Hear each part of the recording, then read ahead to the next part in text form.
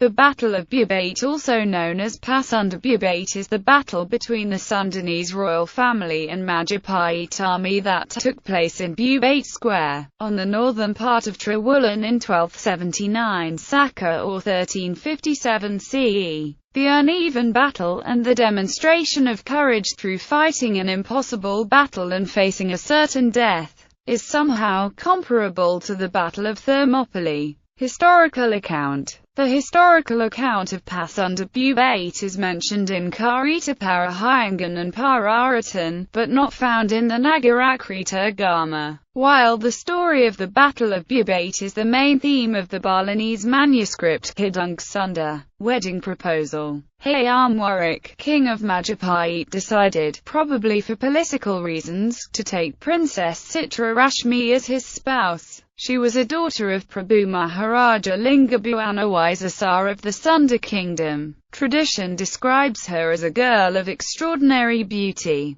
Pati Madhu, a matchmaker from Majapahit, was sent to the kingdom to ask for her hand in royal marriage. Delighted by the proposal and seeing the opportunity to foster an alliance with Majapahit, the mightiest kingdom in the region, the king of Sunda gave his blessing and decided to accompany his daughter to Majapahit for the wedding. In 1357 the Sunda king and the royal family arrived in Majapahit after sailing across the Java Sea by young Sasana ships, landed at Hujungagala port, sailed inland through Brantas River and arrived at the port of Kangu. The royal party then encamped on Bubat Square in the northern part of Trowulan, capital city of Majapahit, and awaited the wedding ceremony. However, Gajah Mada, the Majapahit prime minister, saw the event as an opportunity to demand Sunda's submission to Majapahit overlordship, and insisted that instead of becoming queen of Majapahit, the princess was to be presented as a token of submission and treated as a mere concubine of the Majapahit king. The Sunda king was angered and humiliated by Gajah Mada's demand. Humiliated, the Sunda party decided to go back home and cancelling the royal wedding. The Majapahit soldier, however, demanded the hand of Sundanese princess, and put a siege upon Sunda encampment,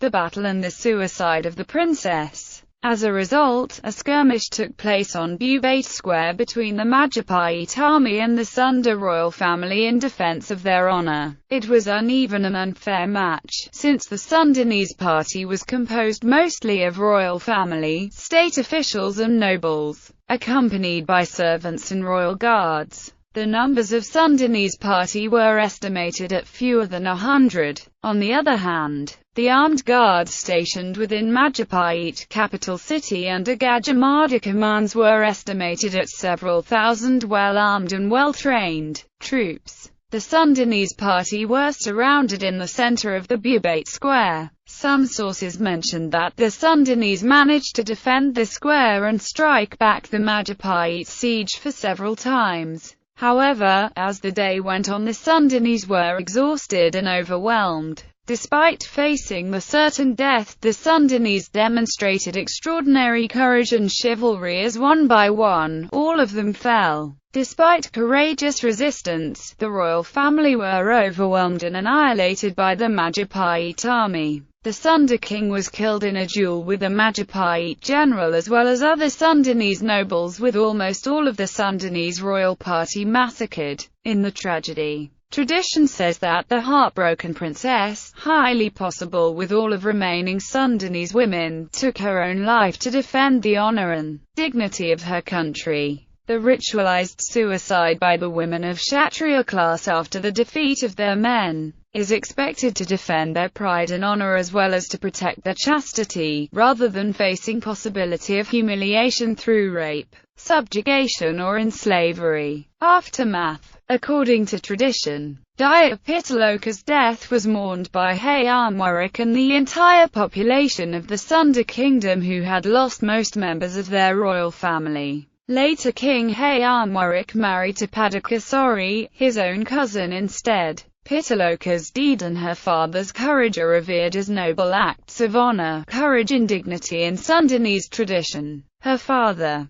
Prabhu Maharaja Lingabhuanawaisasar was revered by the Sundanese as Prabhu Wanji because of his heroic act to defend his honour against Majapahit. His descendants, the later kings of Sunda, were called Siliwangi. Gajah Mada faced opposition, distrust and sneering at the Majapahit court because of his careless act, which was not to the taste of the Majapahit nobles and undermined King Hayam Warwick's influence. This unfortunate event also marked the end of Gajah Mada's career, since not long after this event the king forced Gajah Mada to an early retirement through awarding the Prime Minister the lands in Madikkarapura, thus exiled him far from capital city courtly affairs. This tragedy severely harmed the relationship between the two kingdoms and resulted in hostility for years to come, the situation never again returning to normality. Prince Niskalawastu Kankana, the Princess Pitaloka's younger brother that during his infancy remained in Kawali Palace and did not accompany his family to Majapahit, become the sole surviving heir of Sunda king. His policies after ascended to throne among others a severed Sundanese diplomatic relations with Majapahit, imposed isolation policy upon Majapahit, including addicted the law Lorong and Estriti Liuaran, which forbade Sundanese people to marry Javanese.